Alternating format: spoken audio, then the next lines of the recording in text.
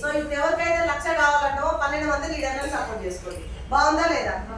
So అందుకనే నా team ఇంత, నా టీం అంత అని చెప్పకుండా పర్ఫెక్ట్ లీడర్స్ని, సో ఫ్యామిలీ కోసం రెస్పాన్స్ తీసుకునే వాళ్ళని, సో నీతో జర్నీ చేసే వాళ్ళను, వాళ్ళ ఆలోచన పక్కన పెట్టి, వాళ్ళ తెలివిని పక్కన పెట్టి, వాళ్ళ చదువును పక్కన పెట్టి, నీ ఎక్స్పీరియన్స్ తోటి, నీ అనుభవంతో కలిసిన వాళ్ళకైతేనే 1,00,000 వస్తుంది. బాగుందా లేదా? సో ఈరోజు ఎందుకంటే మనం 1,00,000 రావడానికి ఎవరు వచ్చినా సరే టీం తయారు చేసినాం.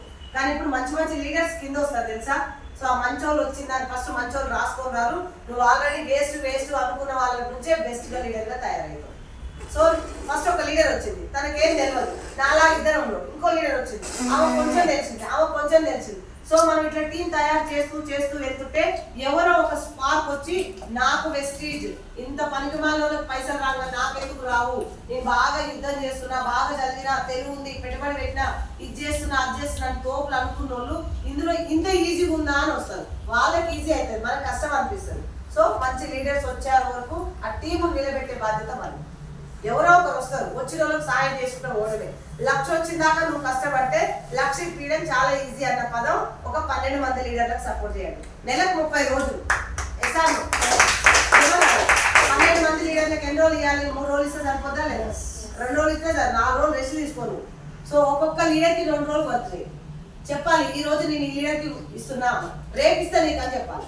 ఇంకొక లీడర్ ఫోన్ చేస్తాడు, లేదు నేను ఈ రోజు ఆల్రెడీ వేరే లీడర్ సపోర్ట్ ఉన్నా, ఇంకో లీడర్ సపోర్ట్ ఇస్తాను. సో అట్లా ఒక 12 మందిని సెలక్షన్ చేసుకొని వాళ్ళకి ప్రాణం పోయండి. నీకు 1,00,000 రాకపోతే నన్ను అడగండి. 12 మందికి 4,000 ఇప్పియలేవా? 12 మందికి క్వాలిఫై చేపిస్తే 2,000 పాయింట్లు క్వాలిఫై చేపిస్తే నీకు 1,00,000 వస్తుంది. సో ఒకవేళ 1,00,000 వస్తుంది కాదు, చాలా మంది ఏంటంటే 2,000 పాయింట్లు వచ్చినాక వాడుకుంటారు, పక్కన పెడతారు. అప్పుడేమో వాళ్ళు ఎంబడి పోయి గుంపులు మీటింగ్ లేదా ఒక్కొక్క ఇంట్లో 10 మందిని కూర్చోబెడతారు. ఇప్పుడు నాకు ఒక 2,000 పాయింట్లు కావాలి 1,00,000 తోటి, ఇక 10 మందిని కూర్చోబెడితే ఓ మీటింగ్ నాకు కావాలి వచ్చింది, నేను క్వాలిఫై అయినా కానీ ఆమెకు కావాలా వద్దా? నాకు 2,000 చూస్తున్నా కానీ ఆమెకు 2,000 రావాలా వద్దా? సో నాకు వస్తే నేను ఇక్కడ సక్సెస్ కాదు, మీకు వస్తే సక్సెస్ 100%. ఎందుకంటే ఆ 2,000 రావడం కోసం 10 రోజులు బాగా ప్రెషర్ పెట్టినాం. ఇంకా 2 రోజులు ఆమె ప్రెషర్ పెట్టి ఆమెతోనే ఆమె పైసలు వస్తాయలేవా? సో అందుకనే కొంచెం 4 రోజులు రోజు మా ఫ్రెండ్ వచ్చి వర్క్ చేసింది కదా అని చెప్పి మళ్ళీ 4 రోజులు నువ్వు నిద్ర పోవద్దు. ఆ 4 రోజులు కూడా మళ్ళీ వర్క్ చేయమని అడిగాను. వస్తారా రాదా? ఫస్ట్ క్వాలిఫై కావడం ప్రయత్నం చేసుకోండి. ఎవరైనా డైరెక్ట్ రెండర్ ఉంటే క్వాలిఫై అయితే 4,000 వచ్చినా మీ ఇంట్లో హ్యాపీగా కూరగాయలకు పాలకు అవసరం వస్తుంది. సో అందుకని ఫస్ట్ 100 వచ్చినా సార్కి ఇవ్వండి, 200 వచ్చినా సార్కి ఇవ్వండి, 1000 వచ్చినా సార్కి ఇవ్వండి. అప్పుడు బాగా తిట్టిరు కదా, 10,000 వచ్చి రోజు గుర్తు చేస్తారు, అనవసరంగా తిట్టింది కదా అంటారా? అందుకని అప్పుడప్పుడు లేట్గా లేచినా కూడా చాయ్ తీసుకొచ్చి ఇస్తారు. అప్పుడప్పుడు కొంచెం మీటింగ్ లేట్ అయినా కూడా బస్సుకి ఏమవుతుందో నేను దించొస్తలే అంటారు. అప్పుడప్పుడు ఎట్లాగో గంట సేపు మీటింగ్ కదా నేను కూర్చుంటలే అంటారు.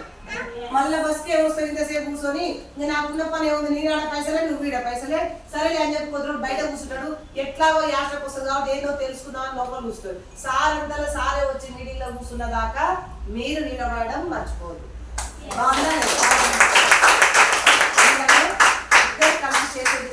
సార్ పక్కా వస్తాడు, నువ్వు గెలిస్తే వస్తావు. సో చాలా మంది పిలిస్తే వస్తారు, పిలిస్తే రారు, గెలిస్తే వస్తారు అంటారు కదా. సో పిలిస్తే రారు ఎవరు నాకు కూడా తెలుసు, గెలిస్తే వస్తారని కూడా నాకు తెలుసు. కానీ గెలవాలంటే పిలవాలి కదా.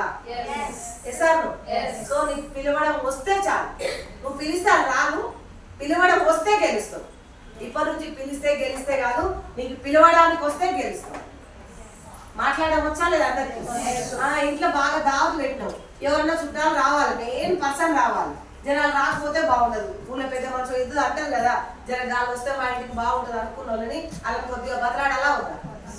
జన నువ్వు పెద్ద మనిషి ఊళ్ళో నువ్వు వచ్చి గేట్ కార్డు నిలబడితే జనం బాగుంటది అని చెప్పేసి ముందర పోయి పిలిచినావు అనుకో, అన్ని పనులు బంద్ చేసి వచ్చి ఇంట్లో కూర్చుంటారు. కరెక్ట్ టైంకి రా అంటే వస్తారా? సో అందుకనే పిలవడానికి వచ్చిన వాళ్ళు ఇక్కడే గెలుస్తారు. సో ఎస్ఆర్ నగర్ లో మీటింగ్ ఉంది అంటే ఎట్లా పిలవాలి, ఎప్పుడు పిలవాలి? పొద్దుగాల కరెక్ట్ 9 గంటలకు నువ్వు తయారయ్యి 15 గంటలకు ఫోన్ చేయాలి. అంటే ఫోన్ చేసిరా? అట్లా చేస్తే వస్తారు. మరి అట్లా చేస్తే ఇంటి ఉంటాయి కాదు. సో అట్లా కాదు, మీటింగ్ పోస్టర్ చూడంగానే నేను ఫస్ట్ మీటింగ్ హోమ్ మీటింగ్ వెళ్తాను కదా, హోమ్ మీటింగ్ వెళ్ళినప్పుడే చెప్పాలి నీకు సరౌండ్ ఏరియాలో ఎక్కడెక్కడ ఉంటాయి, మీ ఏరియా ఇది, మాకు ఇక్కడ మీటింగ్స్ అవుతాయి, ఈ మీటింగ్ అయిన రోజు నీకు ఫోన్ చేస్తా అని చెప్పాలి. మీటింగ్ అయిన రోజు ఫోన్ చేస్తా అని చెప్పాలి, కానీ పోస్టర్ వచ్చిన రోజే నువ్వు ఫోన్ చేయాలి. ఎస్ఆర్ నగర్లో మీటింగ్ ఉంది. సో 1, 2 ఇవాళ చేసినావు, మళ్ళీ రేపు చేయాలి.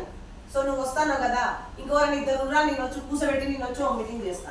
సో ఆమె ఇద్దరు కింద ఇవ రాదు అసలు. కానీ ఎవరు నన్ను నువ్వు రాకుండా ఎవరు నన్ను చెప్పు, నేను పోతాను హోమ్ మీటింగ్ పెడితే మనం పోయినా అనుకో, వాళ్ళిద్దరు హోమ్ మీటింగ్ అవుతారు, మళ్ళీ వాళ్ళని వీళ్ళని తీస్తారు కాబట్టి ముగ్గురు కలిసి వచ్చి కూర్చుంటారు. ఎందుకంటే నేను చూపించిన మీటింగ్ పోతే నేను ఇంట్లో కూర్చుంటానా. సో ఇప్పుడు ఇద్దరు డబల్ అన్నమాట. బాగుందా లేదా? సో రమ్మనడమే కాదు, వాళ్ళ ఇంటికి పోయి హోమ్ మీటింగ్ చేసి ఆమె ఇద్దరు కూర్చోబెడుతుంది, ఆమెను కూడా కనెక్ట్ చేసుకోవాలి మనం. బాగుందా?